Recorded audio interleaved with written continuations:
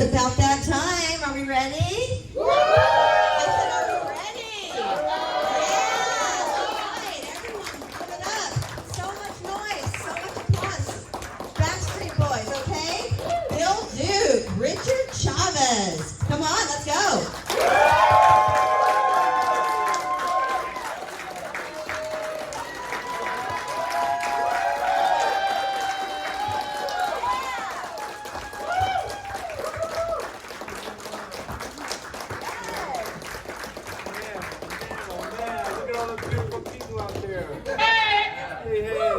Gentlemen, welcome. Oh my gosh, how are you? Thank you. Oh my God. Okay, so this is very thrilling. I'm so excited that we get to do this for everyone today. First things first, I was telling one of my colleagues that I was going to get to interview you.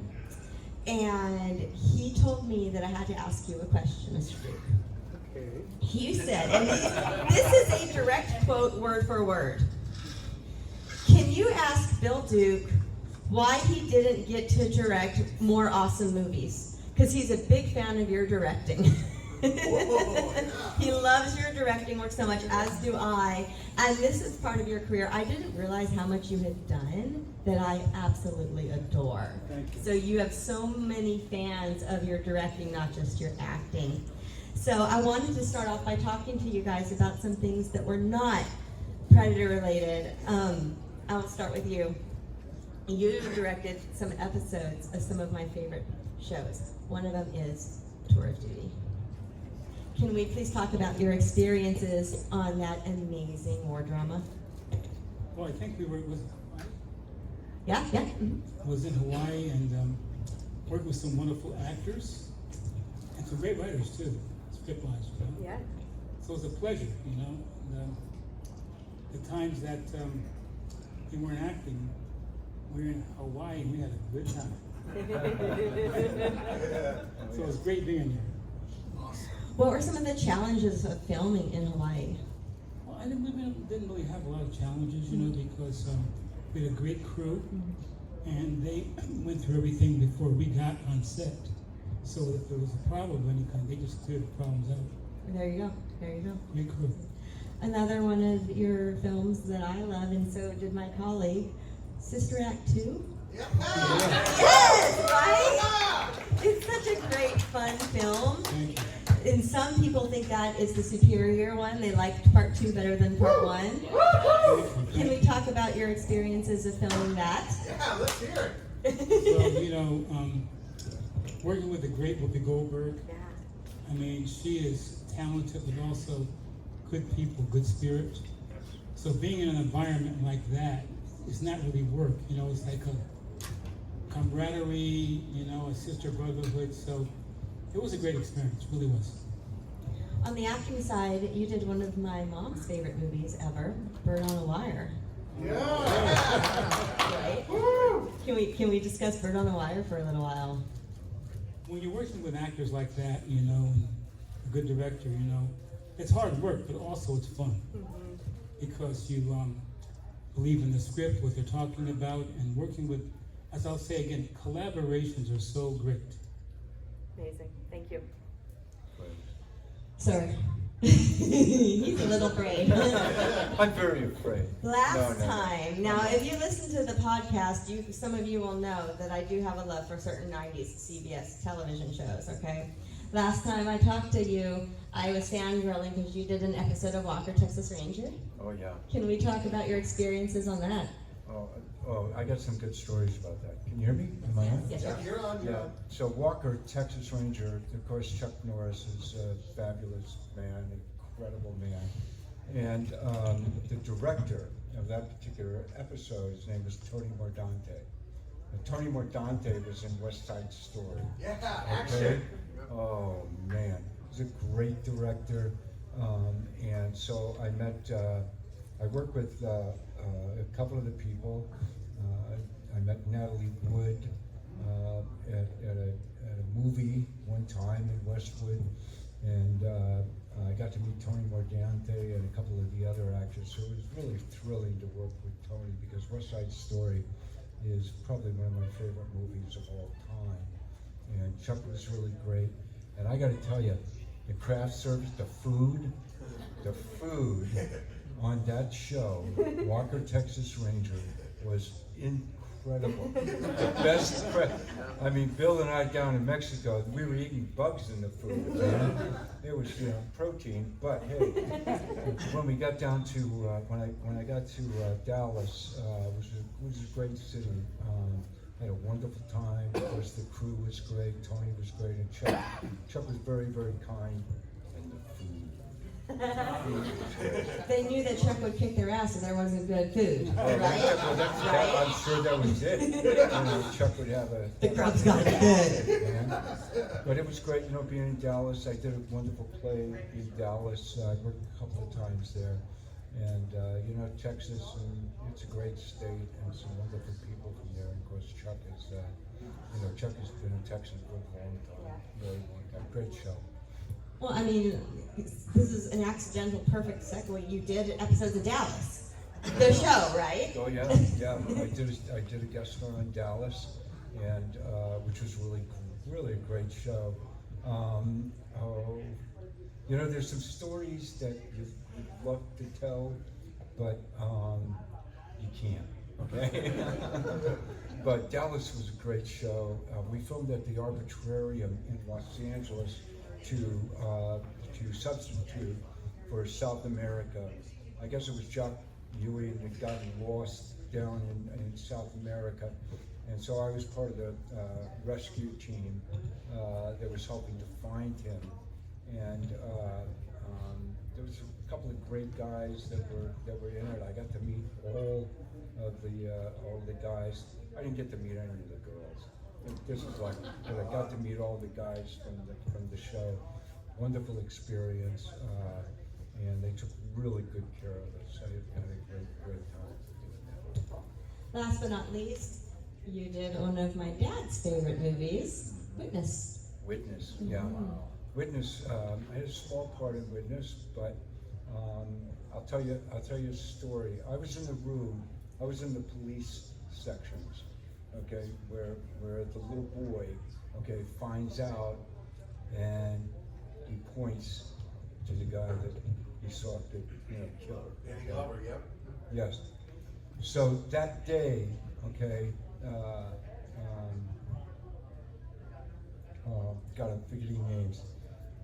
Anyway, so the little boy was having a little bit of trouble, okay, to get into it, okay, and the director stopped everything, and he goes, "I'll be back in a minute. Everybody take a break."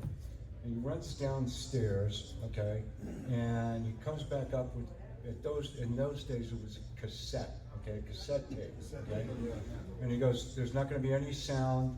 We're just going to roll it with no sound, and you follow the boy, and the boy's going to go, and then he gets to the bookcase or the trophy case, and he sees the picture, and so he goes, action, and he hits the tape. I'm talking about the most eerie, spooky music you've ever heard in your life, and the little boy went, boo, sort of, and got into this, and got into the mood that Peter wanted, okay, the director, and so that was a great moment.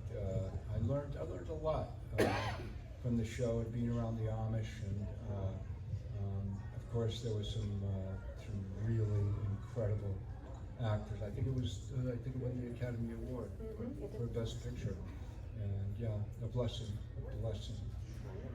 Yeah. All right, so now I have fangirled a little bit. Before I fangirl some more, I'm going to let the audience have their chance. Do we have any audience questions? Yes, sir. What did you name your machine gun in Predator? And can you do the thing where you talk to it because you were getting ready remember that? I really like that. I see you. You had a name for your machine gun, the MI-134, but it had a name, and then you were talking to it like it was your girl. Do you remember that? I don't remember the name, but I remember the scene, and the special effects guys were brilliant because all those trees that were blown when you saw the machine gun shoot them, they went, we're talking about hundreds. They went to every one of those trees, cut it in half, and put a pellet. So whenever, you saw from the point of view of the gun, they would have a gadget that would explode every pellet, and the tree would collapse. Those are the special effects guys. Wow. It's amazing. First of all, I want to say thank you for your service. Oh, God bless you. Thank you so much. But I was a supervisor for the local cable company, and I always wanted my team to be like your Predator team. So like when you said attack, no questions asked, everybody just ran over there, emptied their clips, reloaded, and kept shooting, and then at the end, they look at Bill and they're like, hey, what did you see? And I just love that leadership of that teamwork that you guys had together. And then I always thought that was like the best scene ever in cinematic history. I gotta tell you, that was, that was about 5 or 6 days. At least 5 or 6 days that we were filming that particular sequence. And as Bill was saying, they would go and they would squib, and put those little pellet things in there. But we, if I'm not mistaken, the first day we destroyed this section, okay? Then the second day, they moved it over just a little bit to get a fresh part of the jungle, okay? We destroyed that part of the jungle. And then just a little bit and moved it over. So we really destroyed a good section of the jungle that day. And it was really Jungle wasn't intense. happy. What was that? What was The that? jungle was not happy. No, the jungle was happy, no. It came alive and almost took us. Wow. You had one, right? Yeah. Bill, what's your memories of working on Dead Presidents? Dead president. Memories of working on dead presidents. I worked on dead presidents. This is not very good memories. Yes, I'm sorry. Menace to Society. Oh, minister. Oh, gotcha. Yeah, there you go. They don't fuck up.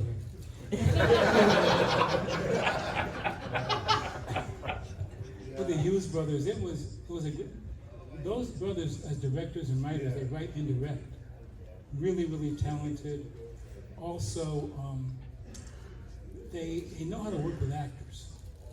Not every director knows how to work with actors, but they really are collaborators. So that was a good time. Yes. First of all, thank you again for your service. But going back what you said, that Best Society speech, I don't know if you heard the Boondock Saints, but they recreated that whole scene just to fit into that episode. And it just shows how much acting and how much feeling you put into that scene. Can you tell me anything about that scene that you did? Well, the thing is that the Hughes brothers are, as I said, collaborators. So they'll say, well, this is the idea, and bring what you can bring to it. And so they give you the idea, and as an actor, they, as I say, they collaborate with you, so you feel totally comfortable with it, and that's a big difference. All right. My question is for both of you, and I have a second question for Bill. What was it like working with everybody else in the cast of Predator? And Bill, what was it like working with Arnold and Carl not once but twice on different projects? You go first. Yeah, I got to tell you, the one great thing, there were a couple of things I'll never forget when I went in for the interview, and I hadn't met Bill yet, but I walked in Joel Silver's office at 20th Century Fox, and I didn't see Carl Weathers. I saw Apollo Creed. And my knees started shaking. I was dumbfounded. I really was. But at the same time, Carl, God bless him, we love you. And Carl brought me back, okay? And the next thing I know, I was talking to Carl Weathers. Really wonderful man. to get together with all those other guys. We worked down in the gym for about 2 months before we even started filming. So to be in the gym with all those guys and the camaraderie and the coming together. And then when we got down to Puerto Vallarta, we did like a 2-week, solid 2 weeks in-country training, okay? And now Jesse and I, you know, we've been through, and you know, without, you know, it ain't bragging if it's true, but I can move in the jungle, okay?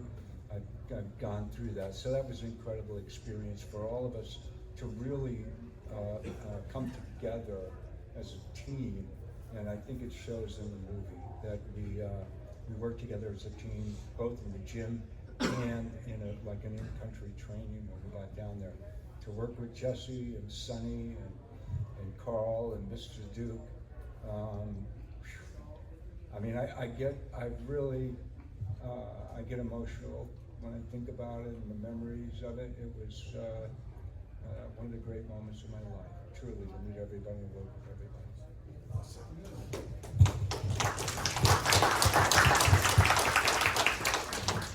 Mr. Duke? What's the question again? What was your fondest memory with the cast on Predator, and what was it like working with Arnold and Carl on the other projects, Action Jackson and Commando?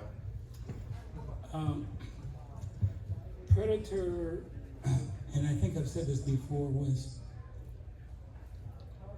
it was a film of brotherhood. I mean, when I say in the jungle, he can tell you, we were in the jungles of Puerto Vallarta and Palenque, and crawling on our bellies. You know what a coral snake is? If they bite you, they kill you. They would crawl in front of our faces. And I'm just telling you, it was,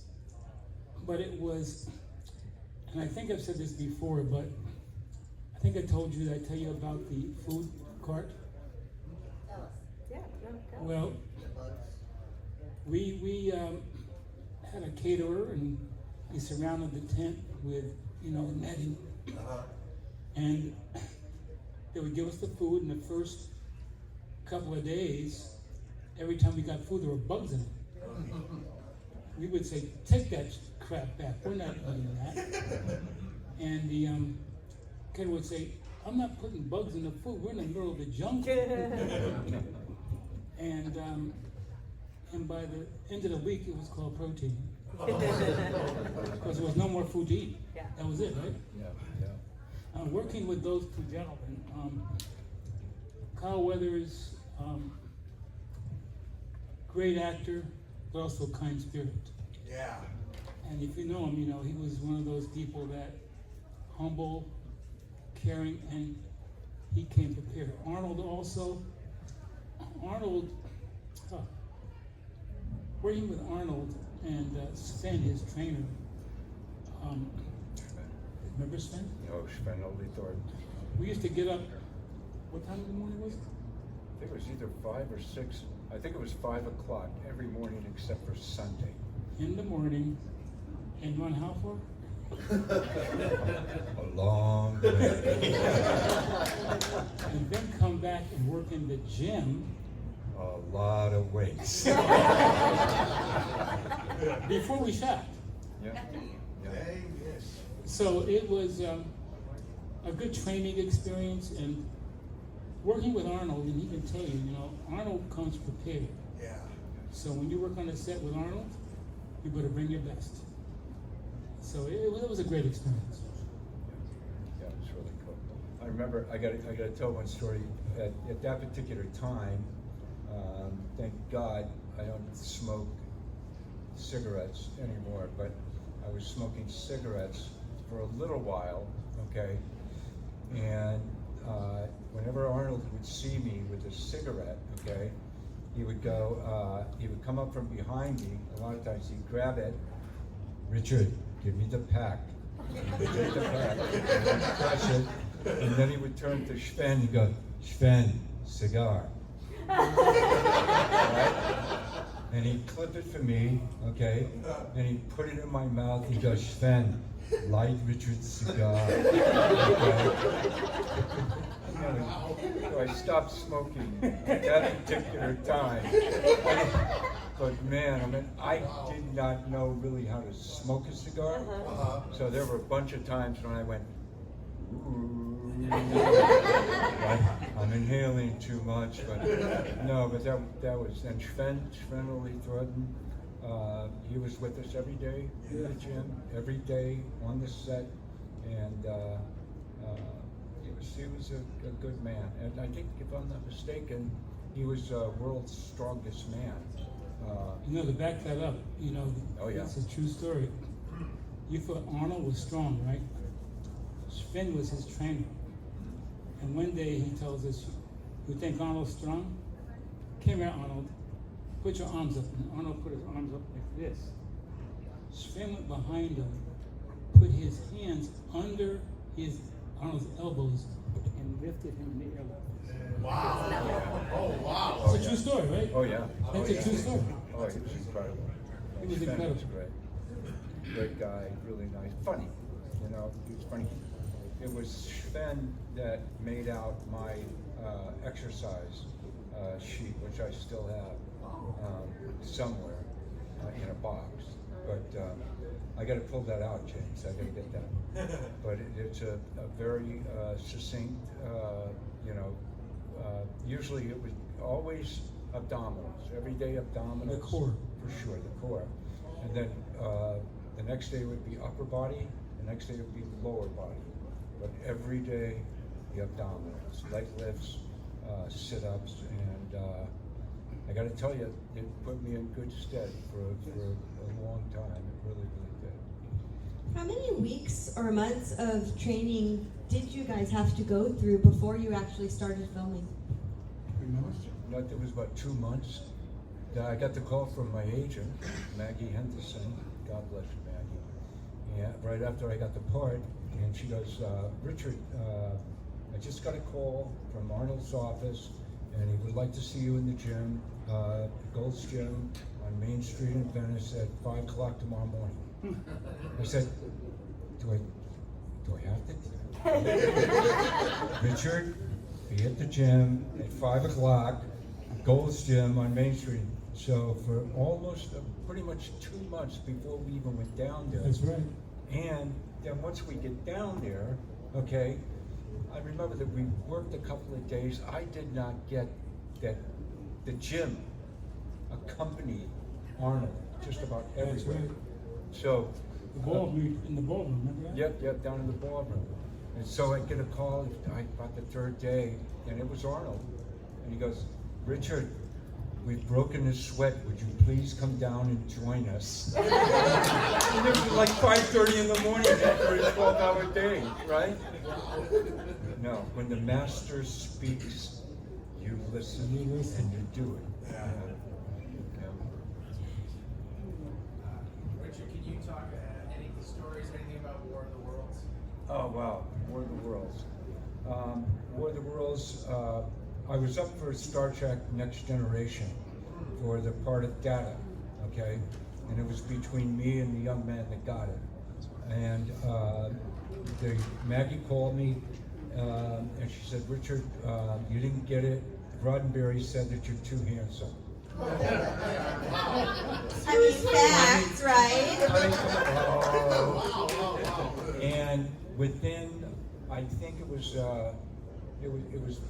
very close after that. Okay, within 3 or 4 weeks, that I got the call to go for the interview for War of the Worlds for Lieutenant Colonel Ironhorse, and they had apparently had somebody, okay, but that somebody asked for the sun, the moon, and the stars.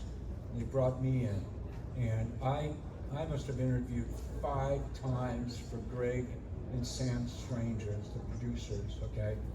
And finally, the deal, and we made the deal and blah, blah, blah, and which my agent was very upset with me, but I really wanted to do it, so I took it. And the next thing you know, I was in Toronto for almost about a year, almost 2 years. Did 26 episodes, Native American, which I'm 15% Cherokee Indian, and my mother's side. And I gotta tell you, it was an incredible experience. I guest starred on a lot of TV shows before then, but I'd never done a continuous series. Incredibly difficult, okay, very trying, but in the end, rewarding. And to be a Native American graduate of West Point, okay, was an absolute thrill and an honor, okay, and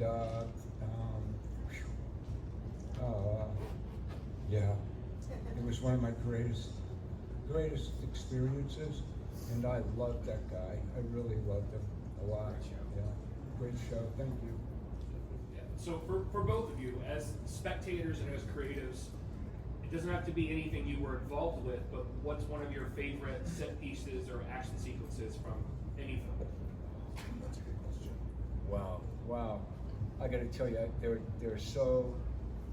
West Side Story, the dance sequence on the roof, unbelievable. I love Steven Spielberg, but he could not touch the original West Side Story. All the actors in the new one, wonderful, cannot touch the original West Side Story. And The Bishop's Wife, The Christmas Story, love that movie. And one of the other great movies that I enjoy is The Big Country. The Big Country with Gregory Peck, Charlton Heston. As far as any kind of war movie, I love the beginning with Raime, who played the drill instructor in the, I can't remember the name of the movie, Full Metal Jacket. That particular sequence is, I got to work with him in a mini-series one time. Brilliant. I mean, I could go on. There are a bunch of them. Very difficult to name just one. But, God, there was this movie, it's called Predator. And Bill, anything that Bill has been in. It's just, I mean, I love Bill's work. It's just outstanding. I would say a number of ones, but I think one of my favorite moments in all the films I've made was in Car Wash. Oh, man. Doorway, you know? And my favorite scene is at the end, you know, he plays this tough guy, but at the end when he weeps, because his toughness is based on protecting his feelings, and when he cries at the end, that's one of my favorite moments. Wow. Outstanding. Very nice. Outstanding. Yes, I had a question regarding the Predator series. Obviously, the original Predator movie is the best of the whole franchise, but I was curious what your guys' opinions were on the later entries in the Predator series, like Predator 2 and Predators. What are your opinions on the later entries of the Predator franchise? Have you seen them? Good question. Yes, I've seen all of them. Well, it's a tough one. I mean, I really enjoyed Predator 2. There were some great moments, some great acting,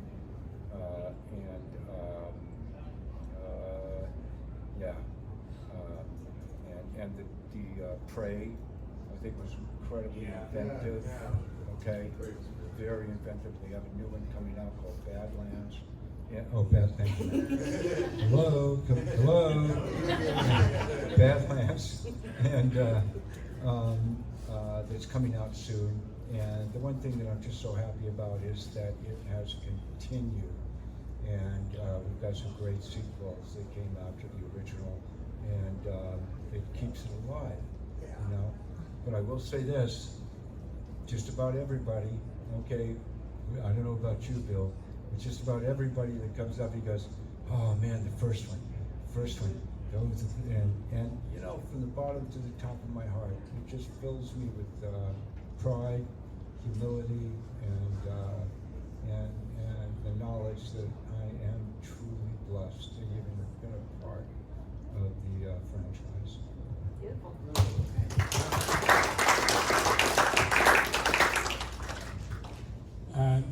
Well, to be honest, I've never seen one of them. So I can't comment. I'm just telling you the truth. All right. I saw a question back there somewhere. Yes? Bill, can you tell us about your work on Commando, please?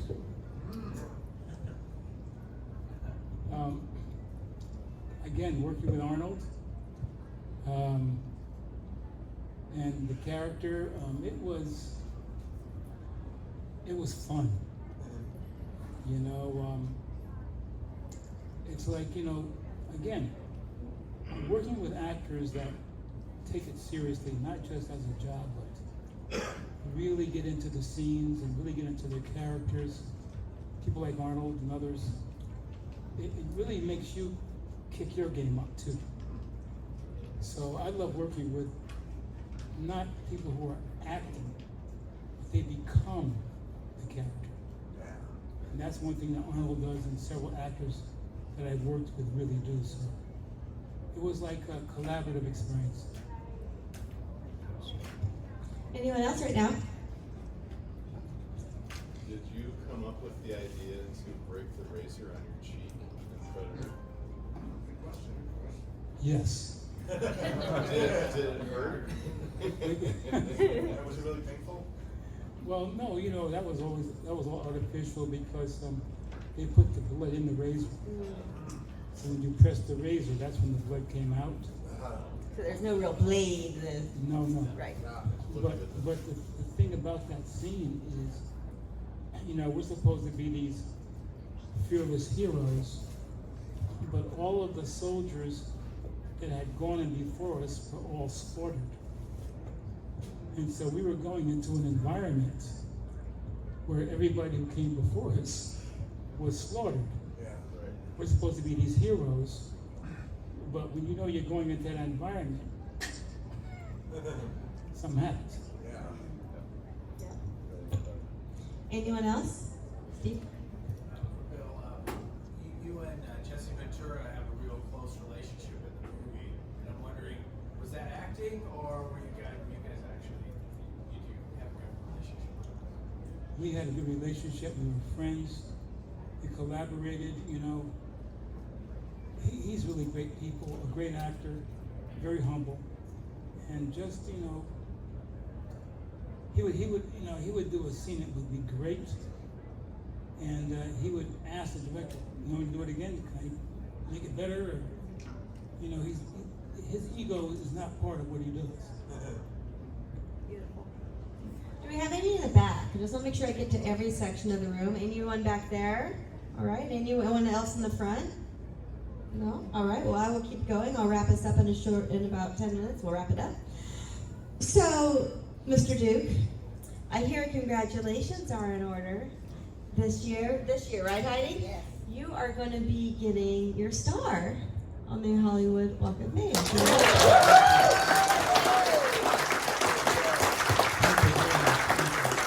Obviously deserved and long overdue, so we must say congratulations. Thank you very much. Woo! We've talked about, you know, the challenges of filming Predator so far, and how awesome it was, but also how strenuous it was on your bodies. What were some of the joys of filming Predator? The fun times. You know, of course, number one, to be with some incredible actors, Bill and Carl and Sonny, and you know, even Jesse. I love Jesse. Jesse's great. Don't overlook Shane Black. Shane Black, the author of all the Lethal Weapons and Last Boy Scout. Probably just a really intelligent and wonderful guy. Really graduate from UCLA school. But you know, I'll never forget when Arnold and Maria, Arnold left for about, I think it was a couple of weeks. Yes. To go and marry Maria Shriver. And so the day he got back, when they got back, and she came with him back down to Puerto Vallarta, it was because he'd been away, we'd been shooting around him. It was like a 12-hour, I mean, it was a long day, okay? And, okay, I'm walking on eggshells right now, so I gotta be careful. But all of a sudden, I'm in the shower, okay, and I'm washing up and everything like that, and the phone rings in the shower, and it's a woman. I answer, and I'm in the shower's running, and I go, hello, hello, and the voice comes back to me, is this Richard Chaves? And I go, yeah, this is Richard. And then the voice goes, what are you doing? I said, I'm in the shower. Washing the crud up, I'm in the shower. And the woman starts laughing. Well, lo and behold, it's Maria. Oh, wow. I'd never met her, I'd never spoken to her, right? And she starts laughing. She goes, I'm sorry to bother you, Richard, but we're gonna have a little get together, okay? So when you're done, could you please come up to the penthouse so that you can meet me and say hello and everything. And man, I jumped out of the shower, I got my clothes and I ran upstairs, and she answers the door, not anybody else. She answers the door. She knew who I was, and I'm going, oh, Maria Shriver. And so, and then she goes, Arnold, Richard's here. And Arnold comes right to the door. He was like, he was a little bit of a changed man, you know? And really cool. And that was a great moment, a wonderful party. And then, you know, the one thing that we did get to do was that we got to come back. You know, in Vietnam, we didn't get to go back to the Camino Real Hotel, okay? So all the stuff that we went through, tough, dangerous. I mean, I got burned, I got bit by 50 red ants, blah, blah, blah. But every night, you know, we got to go back to this beautiful hotel. And that was kind of cool. Got to water ski with Arnold. Are you kidding me? To water ski with Arnold.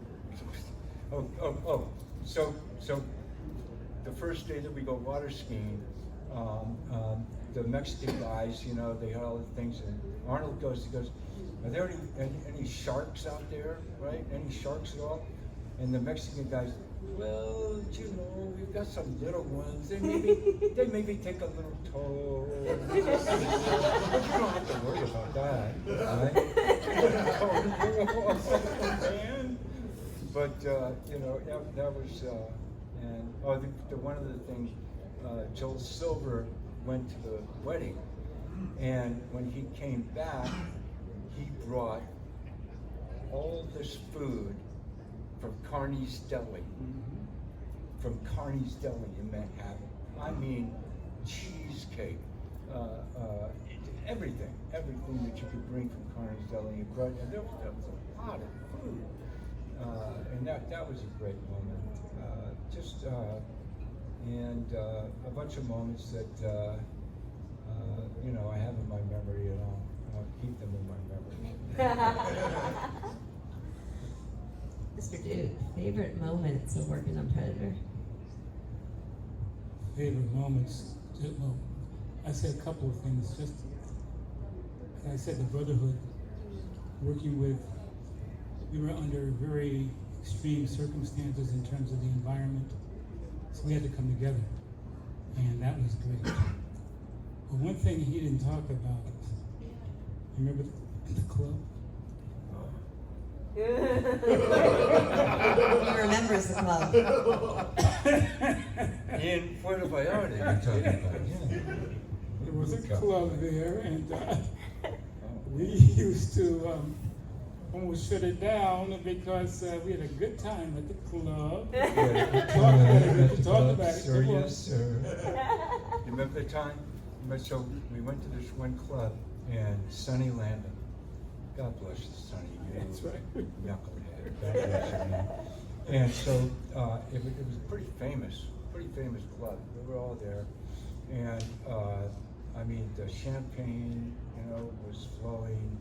And what the waiters would do is that they would make like a pyramid of of champagne glasses, okay? And then they start at the top, and I think I don't think it was Moet, I think it was like Dom Perignon. Yes. Oh, yeah. Oh, thank you, God. And so, those were the days. And so he's pouring, and it kind of goes down into all the glasses, okay? Sonny, boy, oh boy. And Sonny, he kind of nudged the table with his knee, right? And it all just came tumbling down. I mean, tumbling all over the place. And boy, they were very, very upset. I mean, they were very upset. But you know, times like that with the clubs, and I think we had almost half the hotel, the Camino Real Hotel in Puerto Yes. Vallarta, and the other half, okay, they were rented, and people. Next thing you know, all these people were showing up, and we had Sunday off, okay, and I got to tell, we were all having breakfast, okay, and I can tell this, Carl. I'm sure it's okay. And so there were these two just drop dead tens, okay? They were out on the beach, and Carl says, "What? I'm going to go down and say hello to these young ladies, okay?" And so Carl went down, and he's sitting there, and he's got a conversation, and we're all, the rest of us are sitting at the table, and Arnold finished breakfast, he lights a big cigar, and he looks around, and he goes, watch this, okay? And so Carl had his back to us, okay? And so Arnold walks down, and he stands behind Carl, can't see him, okay? He takes and he puts his cigar down in the sand. As God is my witness, Arnold just takes his shirt and rips it off, starts posing. Right? Next thing you know, Carl is sitting at the table with us, and the girls are going, "Oh my God, oh my God." True story. True story. So moments like that, you know, having fun at the same time, yes.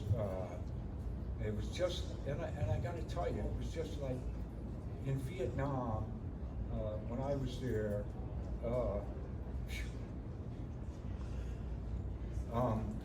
when you're in the rear, okay, it's like Hemingway, I think, said, "You're never so alive than the night or the day before you go into battle," okay? And that's the way it was for me. We'd have a hell of a time, okay? But once we got on that chopper, we were a team. We were a brotherhood. And that was one of the things that I felt when we were doing Predator. And as Bill had said, we had to come together because of the environment, because of the danger, and the special effects and stunts and stuff like that. So, yes, when we were back at the hotel, we had some fun. But once we got on that truck to go to the set and put our gear on, we were soldiers, we were brothers, and we did our job. And thank God I was with a group of men that knew how to do their job. I think that is the perfect way to end this.